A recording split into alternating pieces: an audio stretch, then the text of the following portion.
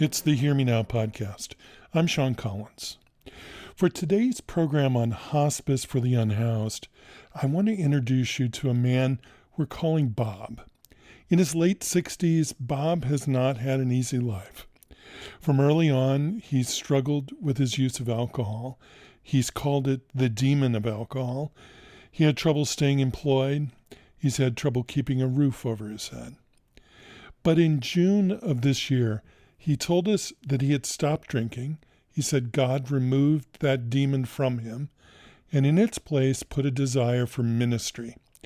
So he took every opportunity he could to tell people about Jesus.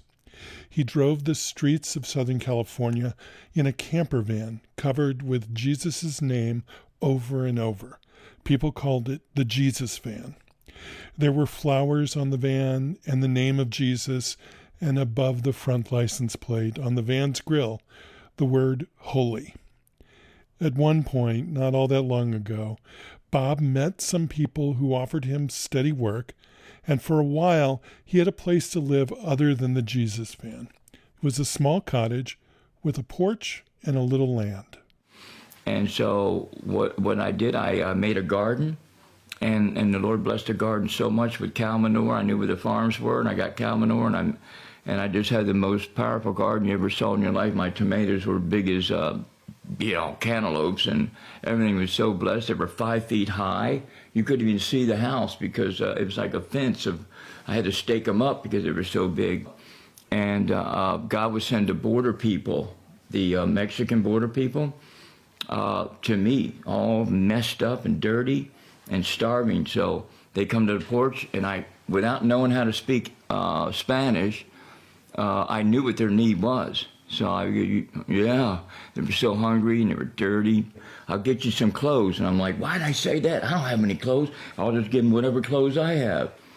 And so I went into my bedroom, opened the drawer up. It's full of brand new T-shirts with price tags on it, unwrapped. And I'm like, my landlord must have come in and did this, because she knows I'm poor. She didn't. It was the Lord. And it all brand new stuff. And I'm like, wow, and I'm wearing socks with holes in them. Where you got to put the hole on top so the hole's not on the bottom. I said, come on in and then put these brand new clothes on and sit on the porch and I'll bring you some soup. And so I go right out in that garden. I just grab the stuff and then rinse it. And I had this giant kettle. So I filled that full of vegetables. And within 20 minutes, or 25, maybe 30 minutes, 40 minutes, I had a nice bowl of soup going for them. So I said, you can have as much as you want. So they ate till they're full. And I ate with them because, soup is so good. You can eat it. So, Robert, it sounds like you had a little bit of a ministry going there. You God were helping did. A lot of people It was God. To you. And yes, and God blessed you with that place and with your garden. And you were able to really give back to your community. You were able to help feed people. Jesus other than you. Yeah, give clothes to people. And I love that. That is a powerful, powerful story. Bob stayed in that cottage for a while, ministering to people with the soup from his garden, telling people about Jesus, trying to be a good person. I don't care how good or bad things get. My God's allowing it because I know God. So what happened is the devil had put a curse on my birthmark on my back, in the middle of my back, and my birthmark, it was black as coal, like it's burnt. So I set up a mirror and I scraped my back to see what in the world, why is my birthmark, that was, just a birthmark, light brown, blacker than coal. And so I scratched it and it moved. And I scratched it again and it moved. And I said, Jesus, what is this? He don't tell me nothing. So I go, okay, I'm going to get rid of this. So I messed with that demon, and I didn't know it was there because God allowed it to happen. Mm-hmm.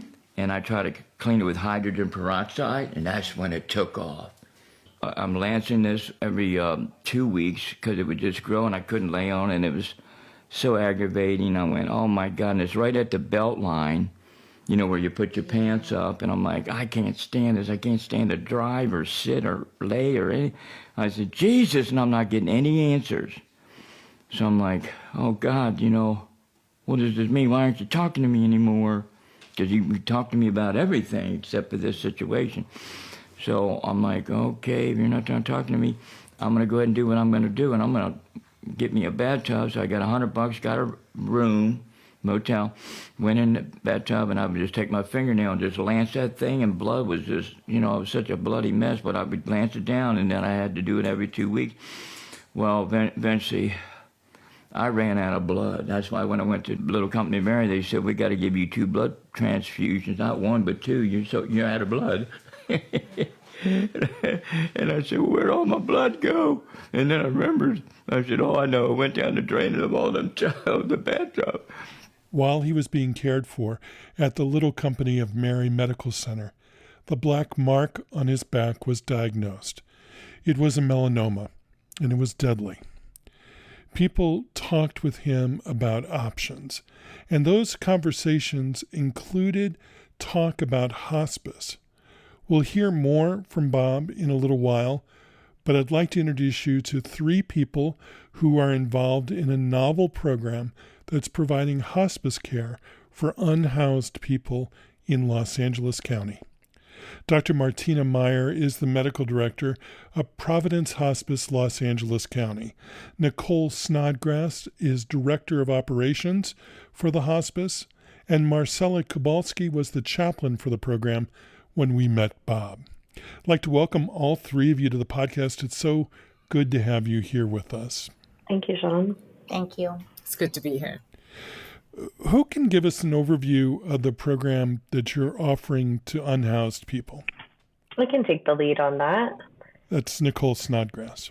So we have been very blessed at Providence LA Hospice to have a very robust foundation that has supported patients and families throughout the years with both caring for patients on hospice, meaning actual unfunded patients. It's providing monetary support for keeping them on service, as well as necessities of life, grocery money, keeping the lights on in the home, paying a cell phone bill. We've had this lovely foundational support really since the inception of LA Hospice. And the need became greater to support patients experiencing homelessness or unhoused patients at the end of their life. We're seeing, especially during COVID, this just growing number of patients and families in LA County that were experiencing homelessness and really identifying a lack of support, especially at the end of life. We've been very fortunate to partner with the unhoused Foundation for several novel programs that we've established and started in LA. And we went back to them with this need to really help support patients who are at the end of their life who are currently experiencing homelessness, and really looking for a place to care for them that is safe for them, safe for our staff, secure, and really just continues to be more robust in the set of services that would be available to them. Mm-hmm. So placing them in a housing situation where people could care for them as they continue to decline and need more and more support through the end of their life. Right. So the unhoused Foundation honored that request and gave us a really amazing 3-year grant to support these patients in their placement on hospice services. And you just started the program this year, right? It started in January. We got our grant officially in January of 2022. Oh. But it took us about 6 to 8 months to kind of get it organized and get it off the ground and find community partners and start to share the opportunity that we had to service this community. And as we're recording the conversation today, you've had 12 people that you've been able to help. Is that right? That's correct. Yeah, about $120,000 worth of direct patient care, and about another $80,000 or $90,000 has been used for education for staff and education for our community and referral partners. Let me turn to your colleagues. Dr. Meier, does the population of unhoused people present any special medical issues when they're brought into your service? That's a great question. They certainly do. And it's always a bit of a chicken or egg question. Are people experiencing homelessness because they are sick, or are people sick because they're experiencing homelessness, right? And we don't have one answer for that question. When people who come from unhoused situations or marginal housing start hospice services, they are a special population for us. They have a higher incidence of mental health issues.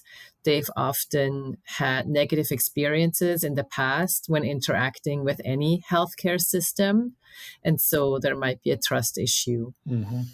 Needless to say, their psychosocial circumstances also are very different. There's more commonly a history of drug misuse or dependence.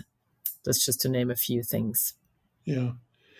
For a while, I was a pastoral minister in a small Catholic parish in an urban setting. And one of our major outreach efforts were to unhoused people living, trying to live out on the street in the winter. And where I live, that can be deadly. And trying to get people out of the cold and into a place of shelter and warmth, at least at night, was our main goal. And I noticed during that work for a couple of years that there was a pretty strong suspicion among people who live on the streets about what's going to happen to them if they were taken to a shelter. They felt victimized often in shelters and felt safer on the street than they did going into some shelters. And I wonder if that presents, Nycole, you mentioned, finding a place where people could be cared for, but have you encountered that phenomenon at all, that people are wary of leaving the street and going into a place with a roof over their head?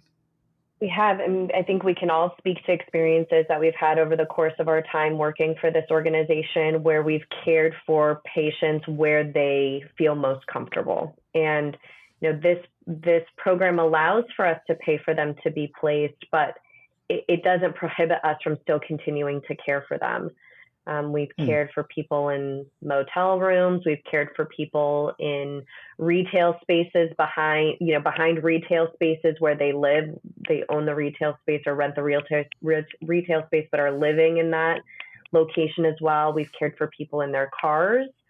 We had one gentleman that we cared for in Santa Monica that really needed hospice care, really wanted hospice care, but he didn't want to leave his dog. And so we cared for him with his pet in his Suburban in Santa Monica for quite some time. And then when, his care needs continue to escalate, we were able to find a place for him that did also accept his pet. But there are a lot of circumstances, a lot of reasons why they want to stay in their community. They feel very close to their social circle and don't want to get moved away from them. And so we try to honor where they want to be and continue to do our best to care for them regardless of the setting. Well, meeting people where they are and where they want to be. Mm-hmm. Yeah, exactly. Marcella, your role as a chaplain is near and dear to my heart. And I asked Dr. Meier whether the population of people that you're serving in this program presents special medical issues. Talk to me a little bit about the psychosocial, spiritual issues that people bring with them when they enter your service. They come at, I think this was said already, at a really vulnerable place already. So their vulnerability is already, established through not having a permanent place to live, and then finding out about a diagnosis or prognosis and being sick, and then often just kind of having a change in the trajectory of their life and thinking about, what that's going to be like. I think primarily, and this is kind of already spoken to, is the loss of control is really hard for them. And, a lot of patients experience that in a physical sense, just generally, because their body may be deteriorating and they're having to rely on caregivers. But for unhoused people, it really is about their space or the very few items that they have. That is what I had noticed, is that, it is an existential issue, but it kind of translates into they want to keep close to them the very few items that they have. They're very precious to them, whether it can all fit in one bag or their car or whatever. It's that's what they have, and they've kind of survived by holding on to that. And so they need a space that can accommodate that. And that is about loss of control and them feeling particularly vulnerable. Another thing that comes up is, they typically, some of them are tied to faith communities. The most recent patient that I can think of was, in fact, that faith community supported him a lot along his journey. So faith seems to become more central, just as if most people who are experiencing a life-ending prognosis. But I think for those that are unhoused, they're very authentic in their faith journey. They are really typically, my experience is wanting to grab on to that, where what their faith tradition is, or returning to that, and using that to maybe make sense of and cope with what's going on with them. So I would say those two things are what I've noticed the most. And so as a chaplain, as a spiritual care provider, we try to support that, to help them stay connected. I can think of one recent patient, having people come from his faith community was very important to him. Yeah. And also being able to have his things. I'm going to play for you a bit of tape that we recorded earlier in the summer. Marcella, you were in conversation with the patient that we're calling Bob, and it gives us some insight into some of the stuff that is going on in his head. But also, I'm really struck by how a very clear sense of truthfulness comes out in this section of the conversation. Let's listen to it and then we can talk about it, all right? The one nurse, his name was, I think he was an angel. His name was Michael something. And he said, you're done. And I said, what do you mean? He goes, you're not going to make it. And I went, well, I said, what do you mean? He goes, you're stage 4. There's really nothing we can do. Even if we were to stop it where it is now, you're in such a shattered condition that there's no healing for you.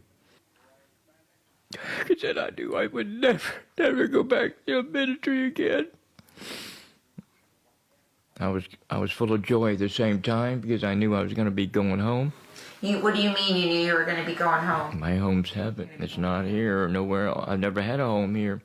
I've been homeless really all my life. Was he kind the way he said it to you? He was very stern. He was like, he didn't want to say truthful, it. Yeah, he was truthful when he said it, like he didn't want to have to tell me that, like that, So he felt compassion towards you. Compassion, right. Telling you that. And I was so happy he did, because I want honesty. I'm an honest person now, and I love honesty. So he told you, I imagine he told you that your cancer was incurable. Yeah, right? get him out of here. And he said that it would be better for you to go onto hospice service. Right. So they moved me out of there, put me in a room, and within 2 days they said a place is opened up for you. Right? Yeah. And I went, wow, that was pretty good. The Lord did that. And I didn't know what a hospice was ever in my life, never even heard of it. I'm just glad to see people that are not just praying, but actually active duty, living the gospel and not just reading it. And that's what I'm doing and you're all doing. And that's what we're all about. And that's what I'm so thankful for. That's it. I don't know what else. I hear that. That's such a blessing. That's the truth. That's the truth. Marcella, what's it like to hear his voice again? I mean, obviously, it wasn't expecting to have that level of emotion. I remember very clearly that conversation. Yeah. This patient, one thing that he had that was a lifeline for him up until really hours before he passed was his cell phone. He had this very old flip phone. And he used it a lot to reach out to people, left long messages. I have a few saved. Having edited audio tape of him, I bet they were long messages. They were, and it was a part of a verbal processing that he did. And if I could, I would answer, but if not, I'd maybe wake up to a long message of him verbally processing. But I'm a chaplain, so I kind of am with my emotions, but I honestly am a little bit surprised at myself how kind of hit me sideways hearing his voice again. Yeah, I mean, what strikes me listening to this audio, and I agree with Marcella that it's one that can make us very emotional. I think one thing that strikes me is he illustrates so well that no matter what walk of life you come from, there are losses. And I think that's really something that we need to remind ourselves of every day with every patient, because it is humbling, right? It's not that we come in and we rescue people from the street or from however their living situation, whatever it was. We try to help them so that we can provide the care they deserve and they can pass in a dignified way. But that comes with them losing a lot of things that they valued and that meant a lot to them. So just a great reminder for me listening to this gentleman on the tape to keep our humility and our curiosity about what life was like for Bob before we one of the in. things I noticed when I was working with this population of people more frequently is how much work it takes to live on the street and the amount of mental energy that goes into taking care of yourself and taking care of others, frankly. I mean, they often have friends that they're looking after as much as they look after themselves. And I realized that someone like Bob, who finds himself suddenly with a roof over his head, I think a lot of outsiders would look at that and say, "Oh, what an incredible blessing that must be." And I think at the same time, it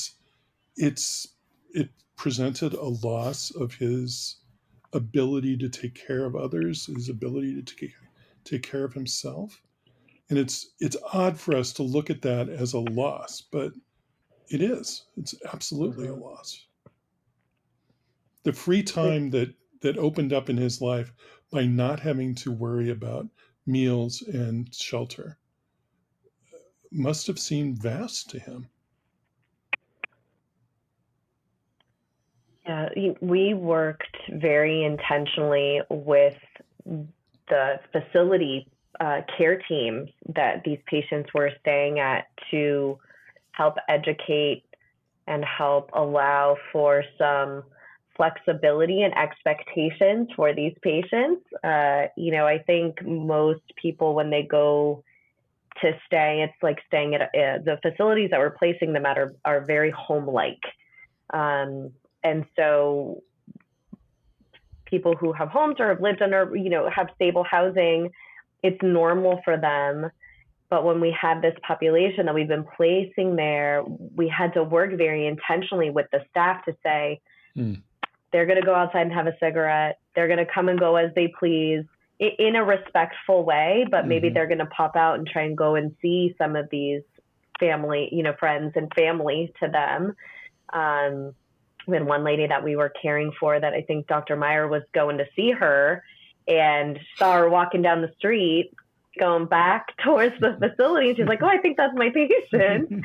So we had to be very intentional in our education and partnership with these facilities who were embracing this service and this ministry to these patients, and really help kind of set expectations with them that is going to be very different than a normal hospice patient who is used to kind of just being where they are. Yeah.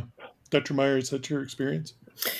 Yes, I love how you explained that, Nycole, because I think that's just what we're trying to do with every patient and their loved ones, right? Is to meet them where they are. And that just means really different things to different people. And so it's more geographical maybe for some of our patients who are used to be unhoused. When they move into a facility, which is usually a boarding care, so it's kind of like a small, like Nycole said, kind of like a familial setting, that could be really hard for them to tolerate because of whatever they've lived through, a lot of which we're not privy to, right? We only know a part of what they've been through. And so it could be very triggering. And so we've had patients who, like the one Nycole mentioned, who left for a couple days and came back to the facility after that. And then just for us to be open to that and to welcome her back whenever she was back at the facility and to go see her again, that was sort of our task. And what it meant, I think, in her case, to meet her where she was. We can't control people's life that tightly. Yeah. Challenging you to examine your own practice, right? Exactly. And I think what fills me when taking care of these patients is really giving them an experience where we accept them when they come back to us. And we, like Nycole said, we've worked hard and continue to work hard with our facility partners to accept those patients back when they come back to them as well. And that's something that I think has been fractured many times in the past for many people experiencing homelessness. Can we shift gears a little bit and talk about how you market a program like this? How do you reach out to a population of people who are dealing perhaps with a terminal diagnosis where they haven't perhaps been all that intimately connected to healthcare prior to this? How do you offer this program as a way for them to think about how they're going to live the rest of their days? We started internally first. We started with our Providence colleagues.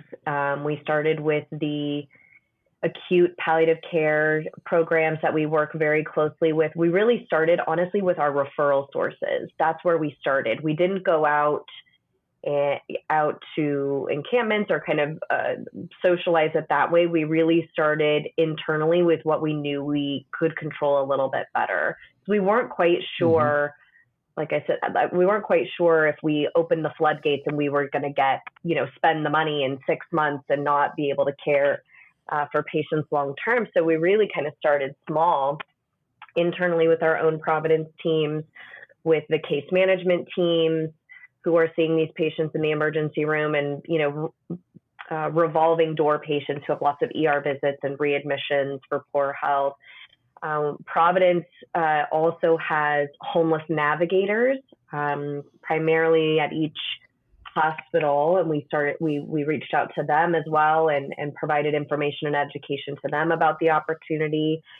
And then we kind of expanded outside of Providence to homeless support organizations within the community. And then most recently, Martina and I have spent some time with our county hospital and their more county-based Medi-Cal population who are, I think we got kind of a crazy number that the LA County Hospital had cared for like 25,000 homeless people between January and May of 2023.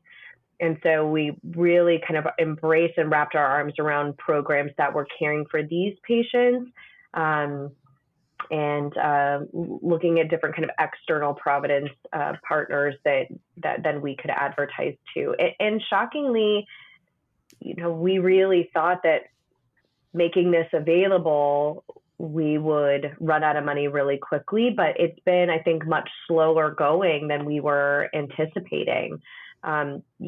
Many of these patients have, in our experience, have Medi-Cal, And so they could go to a skilled nursing facility and be housed there. But so many of the patients that we've cared for have been on the younger side, I think.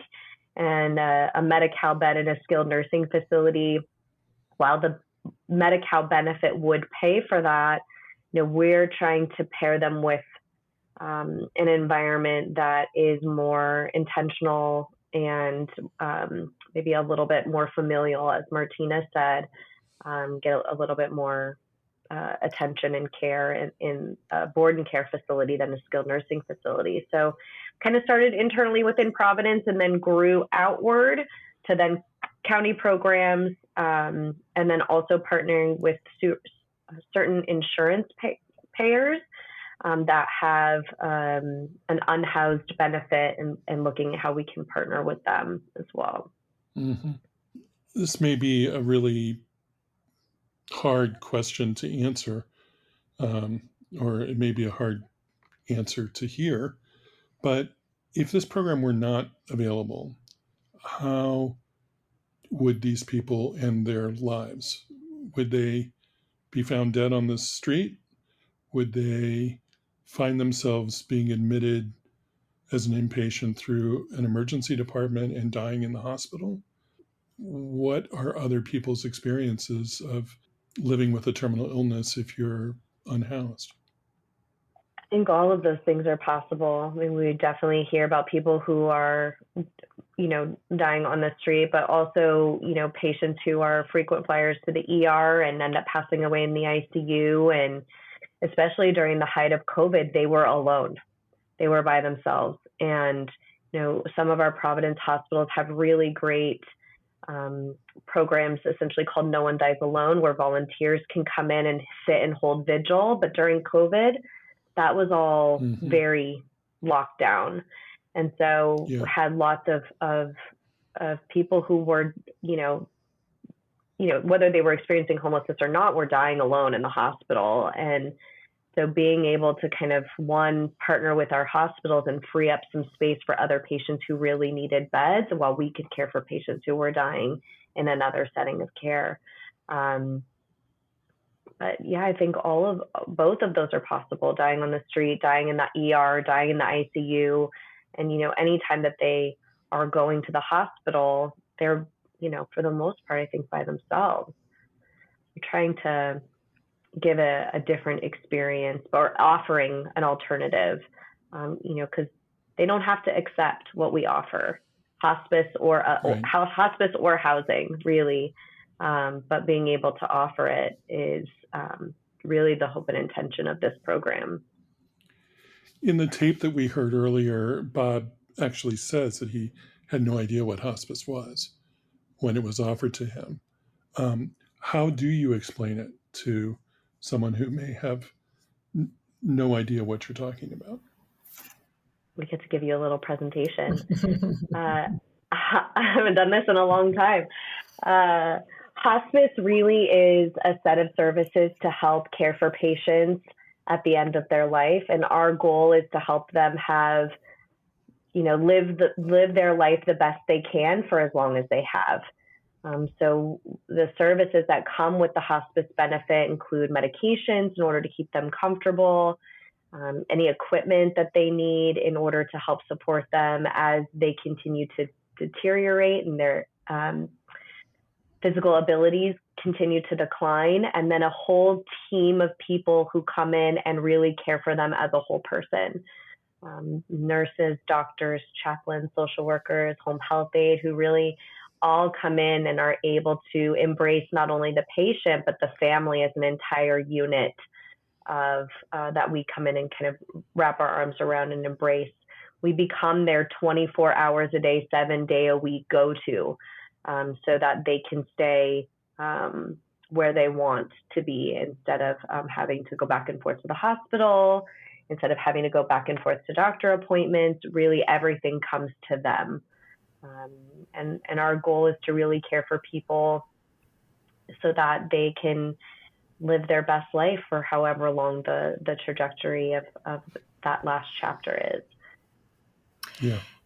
I just want to add that and this has been something I've had to revisit coming from outpatient back to acute care, is sometimes that quality of life is a week, and where the demographic here that we do have a high number of unhoused patients that come in and are, through our inpatient palliative care program consults, they are diagnosed with terminal illnesses, and them not having a place to go is a very real, situation that we face. We have a couple comfort care, we call them the comfort care suites here. And we also have some availability on our step down unit where they might be able to stay. So they're not in ICU, taking up an ICU bed or an ED bed, so they can receive that care. It's really interesting. It's again been a relearning curve for me, going back to how we talk about hospice and having a conversation about that with a patient that is unhoused, and understanding more their background as opposed to somebody who, lives on the peninsula in Rancho Palos Verdes. So, you know what I mean? It's very different as far as just Right. having the family support, different educational backgrounds, being able to understand what that looks like, especially when that care is going to be received in the hospital, because they're going to be an inpatient on hospice. Yeah. And primarily a lot of that has to do with symptom management, being able to access the resources that hospice offers as far as pain medication and stuff, so they can have that quality of life for the last week or two of their lives. Dr. Meier, I know that the phenomenon that you see in hospice patients is a rebound, that people get better when they get admitted to your service, because they are getting probably more dedicated care. And have you been seeing that with this population of unhoused people? Yes, we have definitely seen that.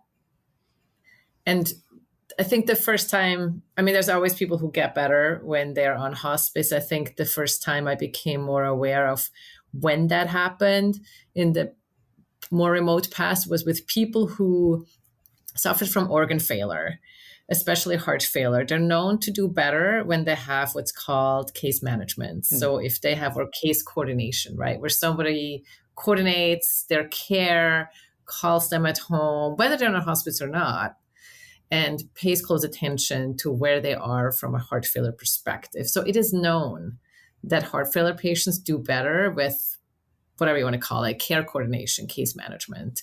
And so I saw that phenomenon in hospice as well when we had people with organ failure, specifically heart failure, just having oftentimes the same nurse and the same care team go in and visit that patient or call that patient several times a week made them better. And so we've certainly also seen that in people who were previously unhoused, that once we can help them stabilize sort of their psychosocial circumstances, their housing situation, because being unhoused does take a huge toll on your body and on your physical and mental health, that sometimes when we housed these patients, they actually have been getting better. So that's definitely a phenomenon that we're seeing. It can cause its unique challenges because now they're placed thanks to being on hospice. And so we always want to make sure that even if they no longer need our services, we want to make sure they don't lose their housing opportunities. So it comes with unique challenges, but it gives me a lot of joy to see that we're actually helping people get better through just being there for them. Has any part of this program surprised any of you? I think what I expected more of would be people who get referred to us and then refuse to be placed in facilities, and just seeing, and I think it speaks to the hardship that comes with living in a marginal housing situation. Just seeing that people who got referred to us, I think, unanimously chose to be placed. And like we heard before, it's not like this always was easy then to stay in facilities and to kind of fit into the program or the schedule and the structure, but just seeing the toll that being marginally housed and unhoused takes on people seems to have really informed their willingness to really lean into being housed and really try this out. So I think that's been my biggest surprise, is their openness to us, their willingness to trust us, and their willingness to try to be housed and see what that brings for them. Marcella, any surprises? I think if I were to be very honest, I agree with what Martina said. I think I would have expected more pushback and more rejection of the services just because of fear or having to give up that little bit of control that they had or their space. But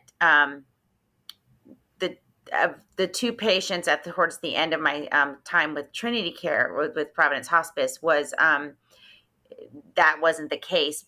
With the last patient, with Bob, that we discussed a little bit at the beginning, I think for me, what surprised me the most is the level of his receptivity to our care. And I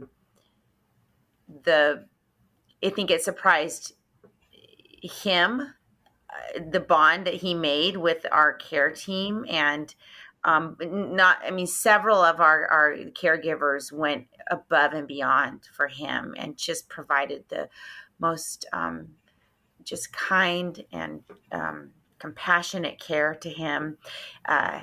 He had a very large tumor on his back, that an external tumor, very large, that was growing very quickly, that needed daily care. And he was, very aware of it. And, he was in this, the boarding care he was in.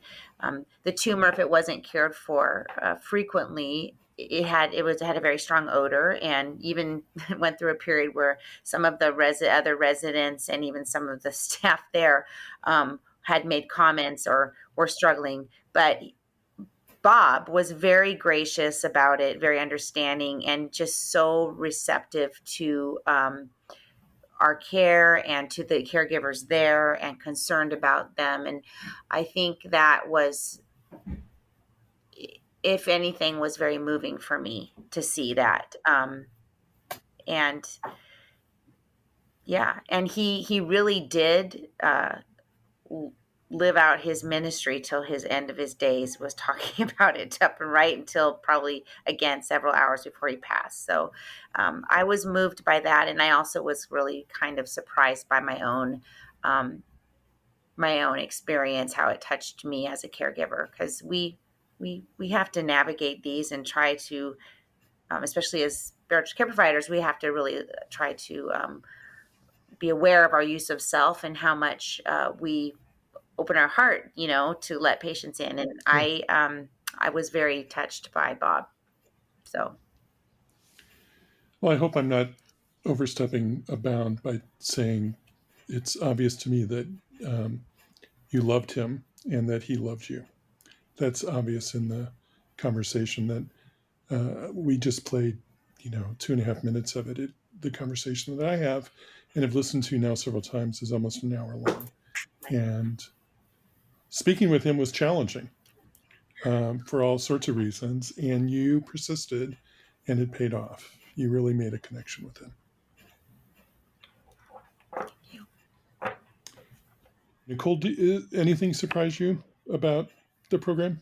I think initially the grant that we were given was for LA County only, and the lion's share of the requests were coming from Orange County, and we were not allowed to use those dollars to care for the patients in the other county, which Providence Hospice LA County services both counties, is licensed in both counties.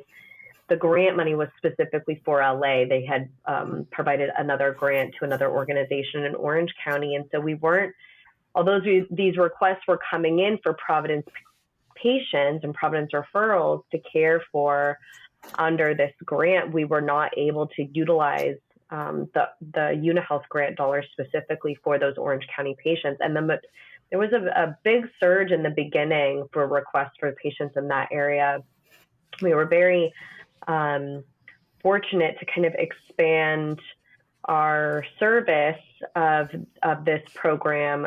Actually, with a Providence has a community benefit, and they pick different programs within the organization to then fund. So we actually, about 8 months into this grant, got another significant Providence community benefit grant for another $500,000 that we were then able to kind of expand our geography and service patients in other geographic areas that we were licensed. But it was pretty surprising knowing what the homeless population at the time looked like in LA, and the percentage of people experiencing homelessness compared to Orange County. We were expecting the lion's share to come from LA, and really the lion's share requests were coming from Orange County, so that was pretty surprising for all of us. Yeah.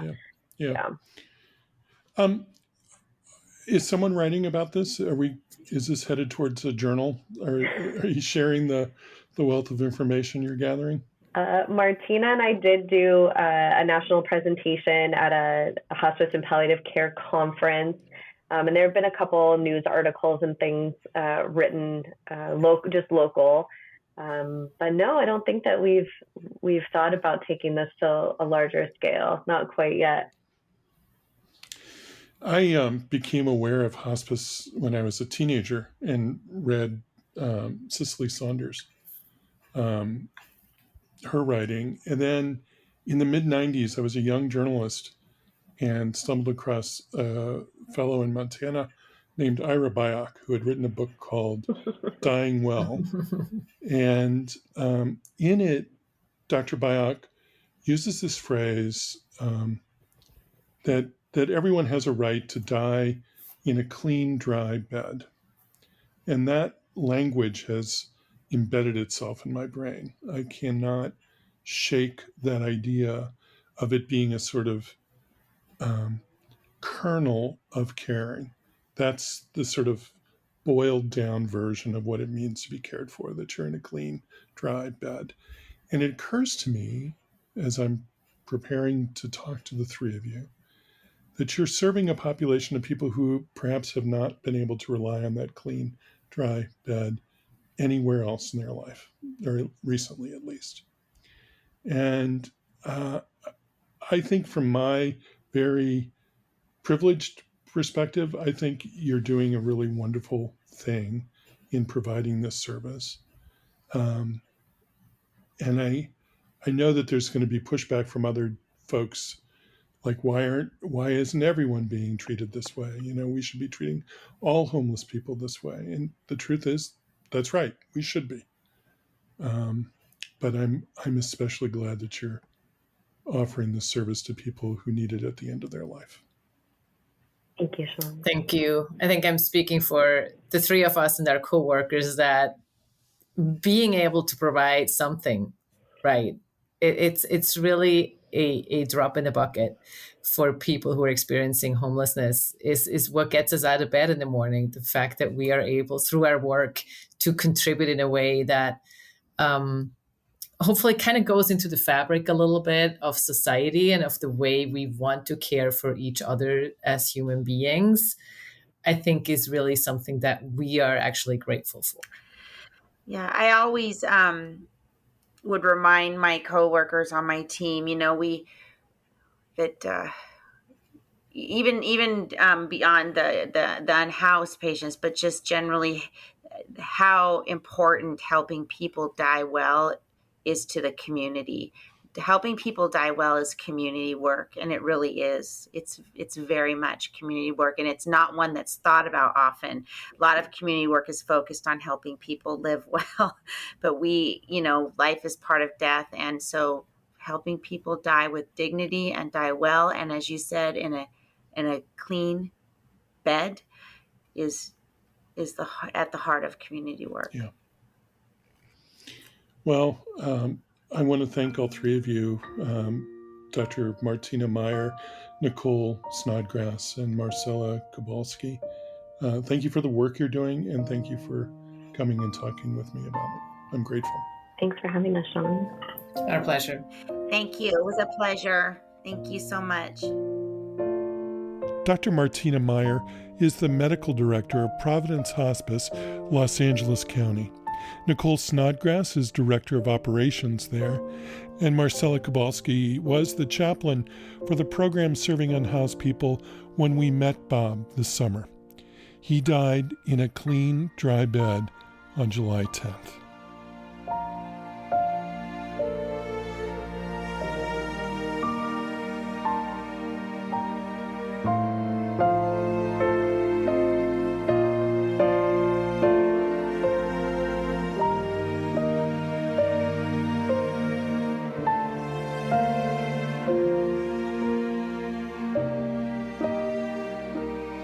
If you want more information on Providence Hospice, Los Angeles County, visit our website at hearmenowpodcast.org. You'll also find an extended edit of Marcella's conversation with Bob, which we recorded back in June.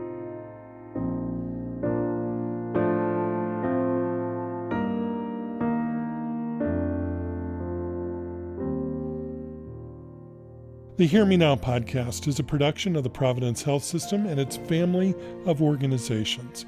Find us online and subscribe at hearmenowpodcast.org. The program is produced by Scott Acord and Melody Fawcett. We have research help from medical library staff Basha Dolowska-Elliott, Sarah Viscuso, Carrie Grinstead, and Heather Martin. Our theme music was written by Roger Neal. The executive producer is Michael Drummond. I'm Sean Collins. Thanks for listening today. Be well.